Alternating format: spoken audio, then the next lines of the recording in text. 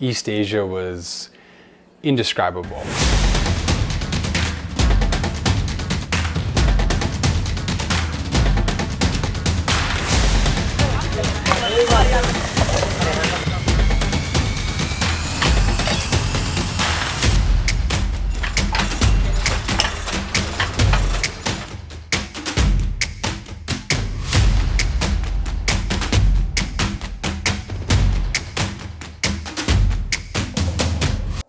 This was the first country in our journey.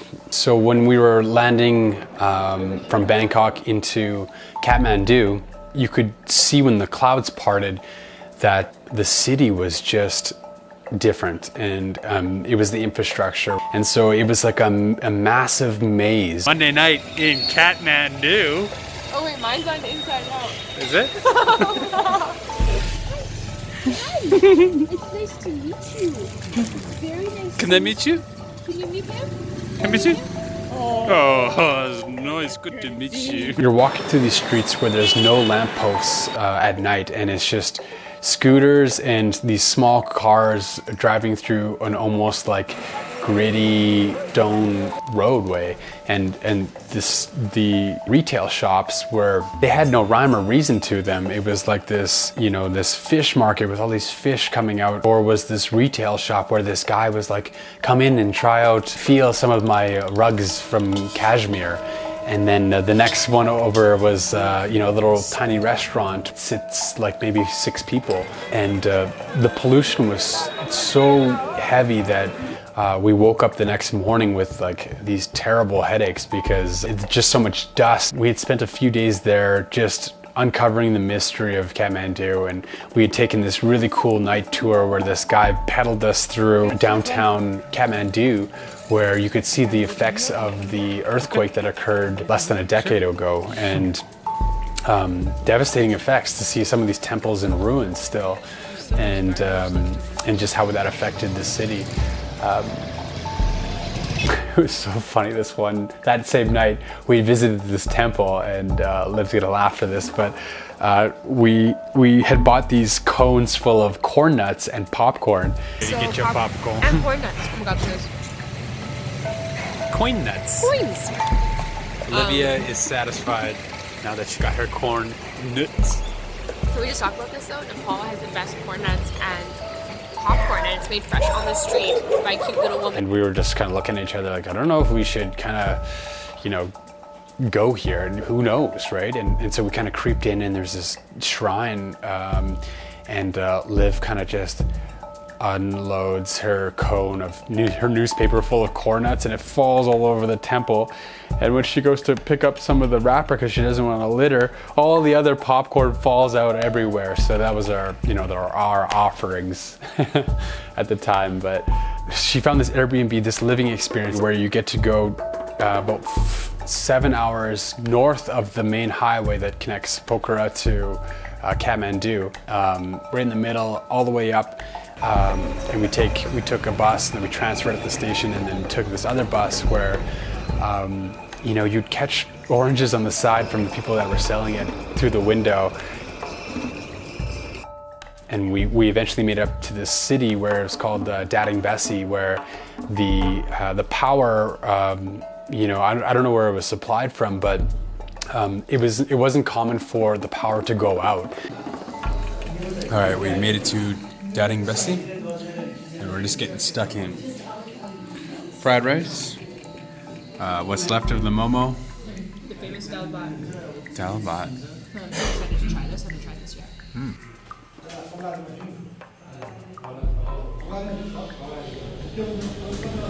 blackout when we came to Dhading Besi, and then just another one right now, and it's crazy. There's a generator, so now we have power again. And in the morning, we took another 5-hour bus ride into, you know, this super rural area in northern Nepal. What's that? It's a traveling trip pod. Where are we off to? We're going to Pokhara, and then we're going to be trekking 30 minutes to a very remote village with our, like, I guess, called my brother for the next 2 days. We're staying at It's Gopal. and he's so sweet and calm and just like a really relaxed dude. He's taking us to his home. Came up to stop, and there was a lineup of cars, and so I got outside of the bus and I was trying to look around what was going on, and the road wasn't complete yet, so they're currently just moving some of the dirt to fill this large hole, and so they were still trying to fill in this road in order for us to pass. And so over a course of like 30 minutes, they filled it, and we tried to go over it, but we were right on the edge, and Liv was on the outside of the window seat of the bus, and she was overlooking this hole that we were about to fall into. Trying to get around this hole, and it's super tight and it's really scary. They had to back up, fill it some more, and then eventually they got through. And that just kind of gave us an idea of like, wow, where the hell are we? We eventually got off the bus, and it was about evening when we met up with our friend named Gopal, his family, and yeah, it's this really small remote village, but we had to walk up to it, so it's about a 30-minute trek. And they grabbed our bags right away, and they walked us up the mountain, and we, here we are in the middle of the night. We're gonna stay with you guys for 4 days.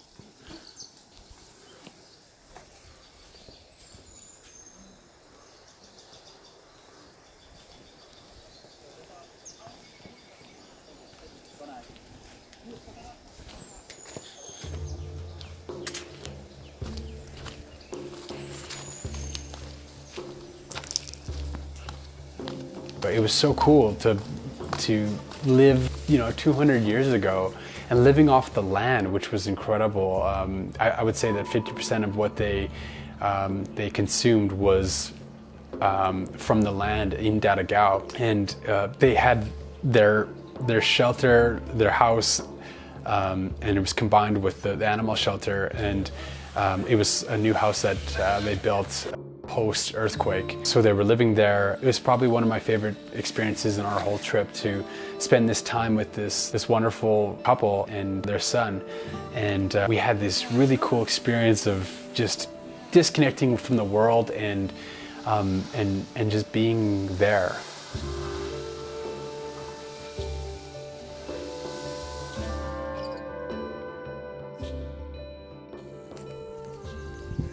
that lady's carrying at least 3 times my size. And I think this size is what they give to a child, so the old man is trying to take it from me because I'm his guest, but I'm not letting him. Almost there. Most of the people here, they only eat chicken from time to time because it is expensive, but so I asked the guys, only eat chicken, because obviously they don't eat beef because they practice Hinduism in the village here. So they said sometimes they have pigs too, so he pointed up the hill and here I am.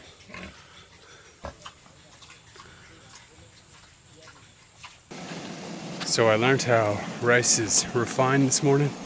It goes through the first machine about 4 or 5 times until the outer shell comes off, and then they throw it into a more refined machine which opens up the rice to be consumed. And I tried to take the big bag of rice on the way back, but he would only let me take this one because he insisted on taking the big one. The old man is strong. Holy shit. Guys, that bag of rice must be at least 150 pounds.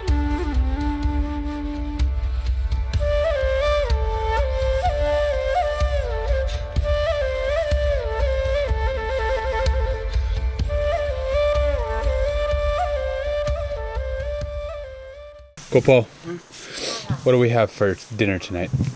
Chicken. And where did we get the chicken? This was quartering, and then after fry, chicken fry, barbecue chicken. Looks like we can have multiple types of chicken because Yeah. it's the fat one. I've never actually eaten something that I've seen alive previously, with my knowledge. Did you think there was going to be just like a big slab of chicken? I really did. I thought it was going to come plucked and everything, and I think that was very naive of me. I'm trying to emotionally detach myself from the fact that I wanted to touch it though, like, you know, feel it.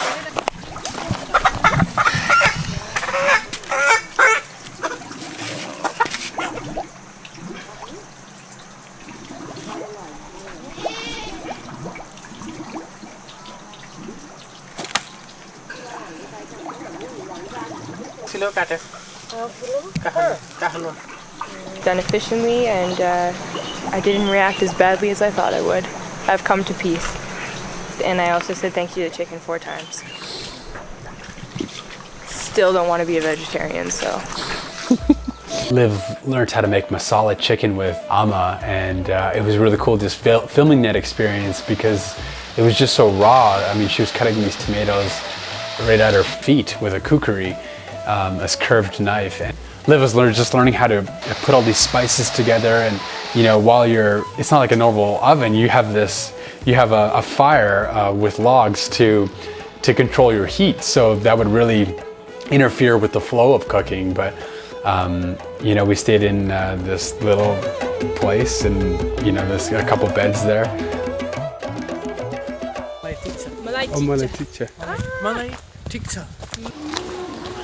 Alright, so what's the mission this morning? Okay, so we're gonna go buy 300 little booklets and 25 packages or 300 pencils for all of the students at Ochone Bandeng. And okay, if you have pencils, you need paper, so stay tuned.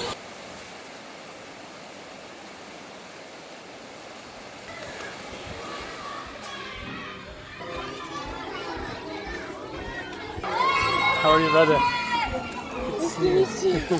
I remember just looking at these kids staring back at us. They had no context of who was coming to that school that day or why we were there, but it was just, I would never forget the faces on their children because they were looking at us like we were almost like aliens, and we're just sitting there with big smiles because we're nervous and we don't know what to expect. It was overwhelming, but it was also incredible, unforgettable experience to be able to just, you know, give them something. And they were just so pumped to have these journals and these pencils, and they'd come up to us individually, all came up and said, "Namaste, I see you, and thank you." And you know, it was nothing. It was absolutely nothing, but it just, I will always remember them. And that's maybe the biggest takeaway from this was I took away how fortunate we are here, just on an educational basis.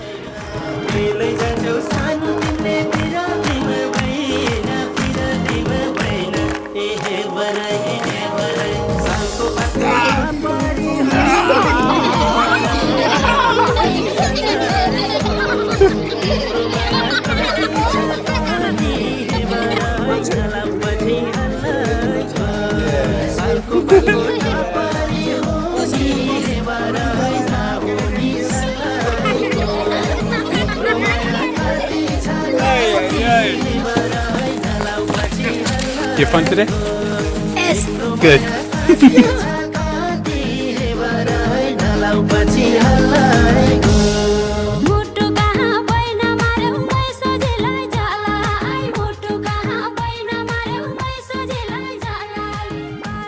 We took our bus and we went to our final city in Nepal, and it was a place called Pokhara, where they have this World Peace Pagoda on top of this hill overlooking this kind of a lake town. A plane and a few cow beside it. Unfinished building and an afro.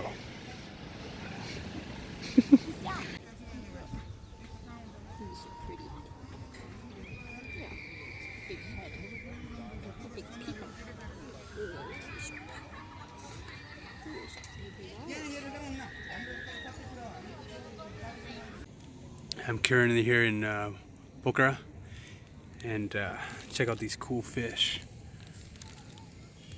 that this young Nepali man has caught. I don't know if there's much meat on these things, but this is kind of a cool lake to try fishing in. What'd you catch? Bomb. You call it bomb, right?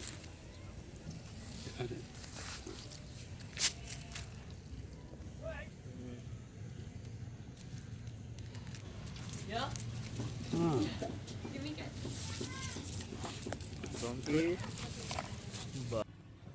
This one. The food in Pokhara was great. We had these huge, heavy breakfasts every morning because we needed it.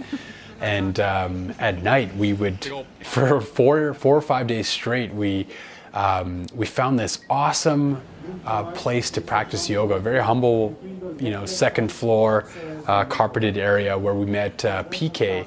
And PK was this, they always have like these Indian gurus and stuff like that. And for, I think it was $12 Canadian, he had a 3-hour session where it was 1 hour flow, 1 hour of a different type of yoga, and then 1 hour meditation. And at the end, he would feed you a vegetarian meal from his wonderful wife. And this guy was just really just peaceful to be around, very peaceful and knowledgeable in the road to self-reflection and to be self-aware about your ego and to just push your body to lengths where you wouldn't expect. And it was great to just be with PK and learn from him.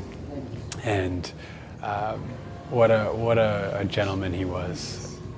Oh, that was really cool. And I'll never forget him. Really, really good guy. This is PK. Hello.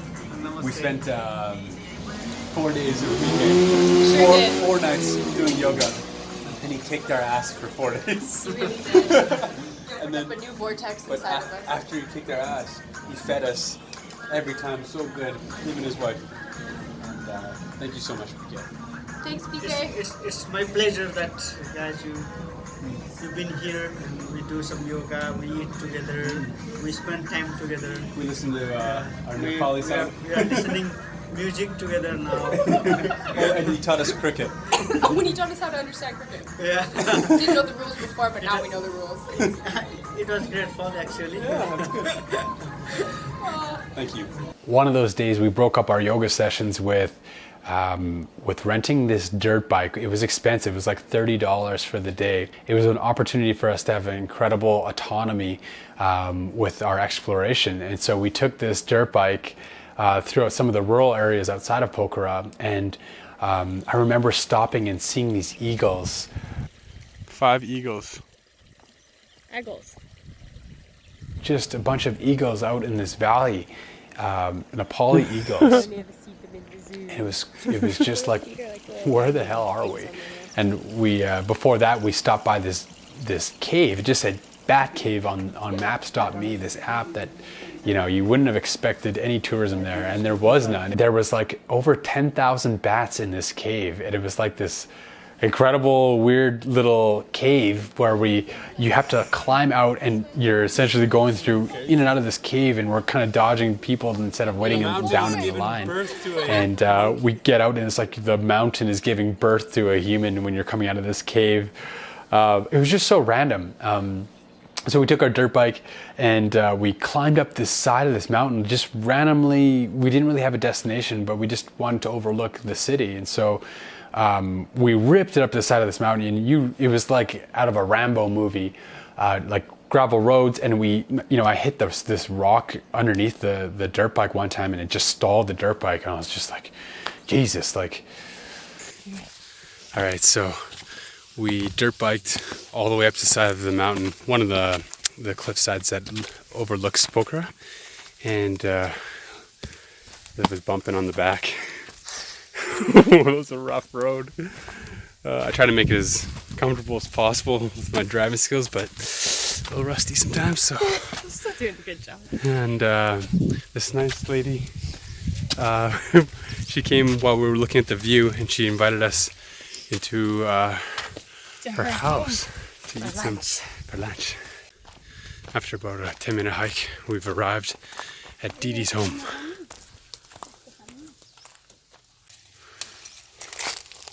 What we got? What is this? How do you say? How do you? Cut it. Oh, okay. Go grab some more. Is that squash? Oh, dhanyavad.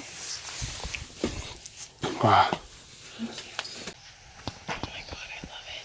It's like a big deer or a fat deer. It's like a fat. Mama's freaking out a Oh, little that's good. bit. She's tied up though. Thank God. Else we'd be dead. Hi, baby. Thank you. Honey. Oh. You feel good? Is that good? Yes. No. Wow. It's amazing.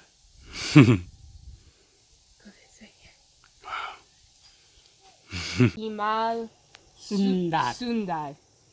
Ah. Himal. Pahad. Pahad. Pahar. Bahar. Pokhara. Pokhara. Amal. Pokhara. Armala. Armala. Pahad. Bahar. Ah. Cool. Oh, Mama's cooking. She is. Alright, just about lunchtime, and Didi invited us into her house, and she cooked us a nice meal, and we're spending time with the father, the husband.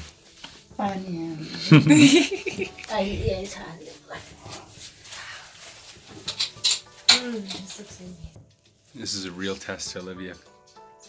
Will she finish her food, or will she be rude in front of Mama? Still got a little bit to go. I believe in you, champ. There's like fear factor right now. Insult the lovely person who just cooked for me. Or eat it all. Or die by Dal. Death by doll. Death. Dhanyavad, Amma. Thank you for having us. Dhanyavad. Oh, come in. They were so generous, but I remember when we were leaving, we'd offered them 1,000 rupees, which is like $12.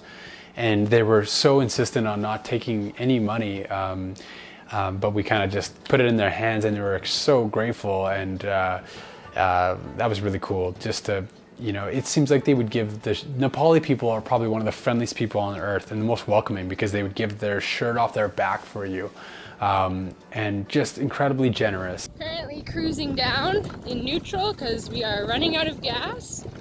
Riley's doing a fantastic job of Uber driving. I'm an Uber driver. It's also really scary because we're on a very rocky path. We have one more bar of gas left, so we gotta conserve it all the way down. This is what two people look like when the engine's not on their motorbike because they broke and pow. You gotta conserve that gas, baby. Conserve that gas. We were in a village up top, and now we don't know where the nearest gas station is.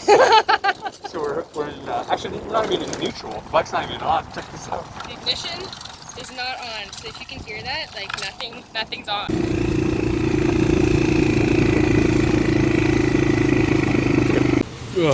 Just in time, eh?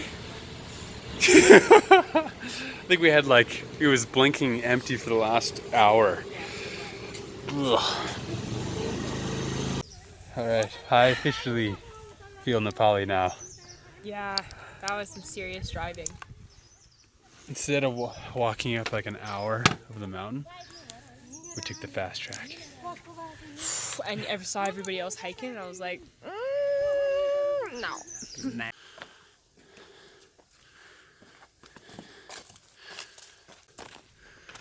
Alright, we are on top of the mountain that overlooks Pokhara, and the lake, Phewa Lake, I believe it's called. It's beautiful. When you finally make it up to the top of the hill overlooking Pokhara, I think it is mandatory that you get some Nepali milk tea and just enjoy the view.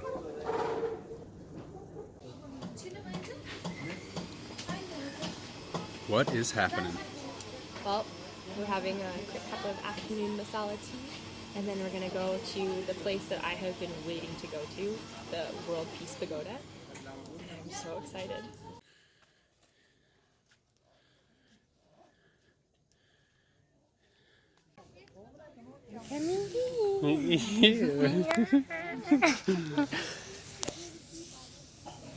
Wow. It's very pretty. It's the Peace Pagoda. A peace pagoda. Peace Pagoda. Pagoda. Peace. Pagoda.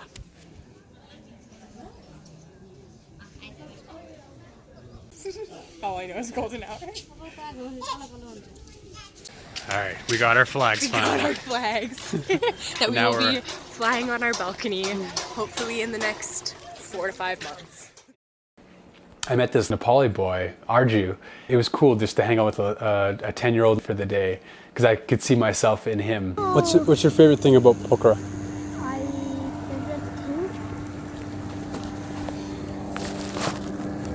I everything.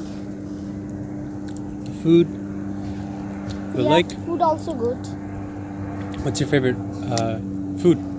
Pizza. Pizza. I love pizza.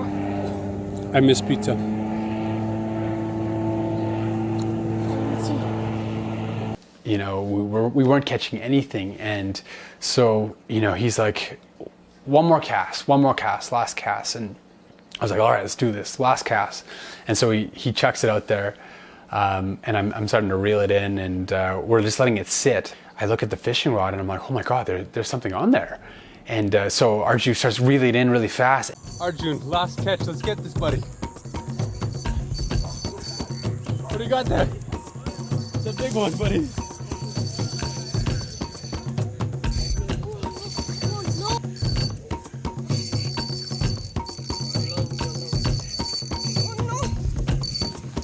Whoa! Oh, catfish! Catfish? Yeah, Quick. I see catfish. Keep on. Hard. Pull up. Whoa!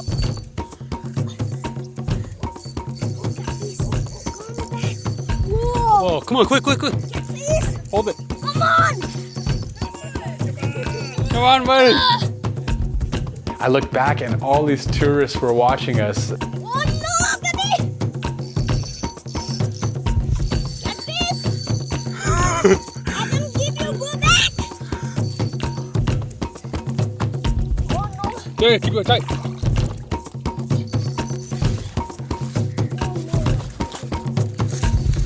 I hop in there because we don't have a net or anything, and all I see is this massive fish, and so I just grab it with my hands and just toss it onto the land.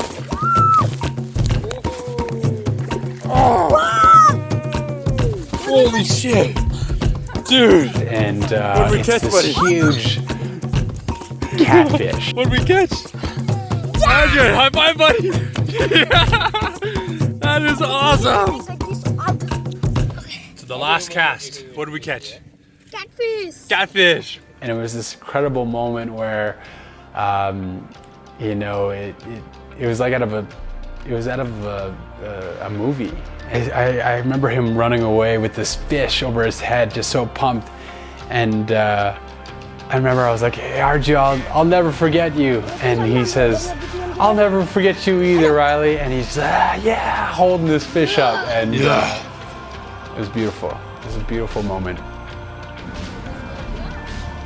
So that was essentially our experience in Nepal, and wow, it was just unforgettable.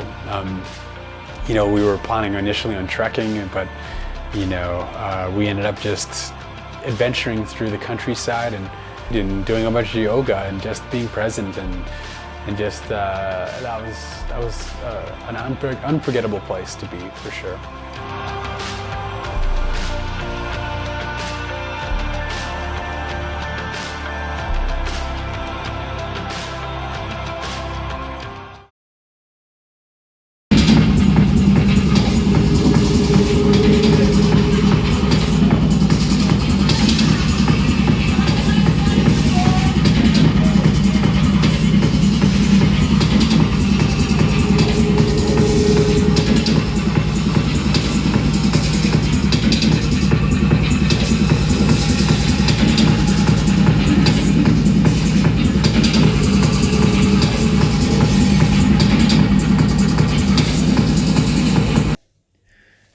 cold. Get ready for bed, bud. Freaking cold. Hate being cold.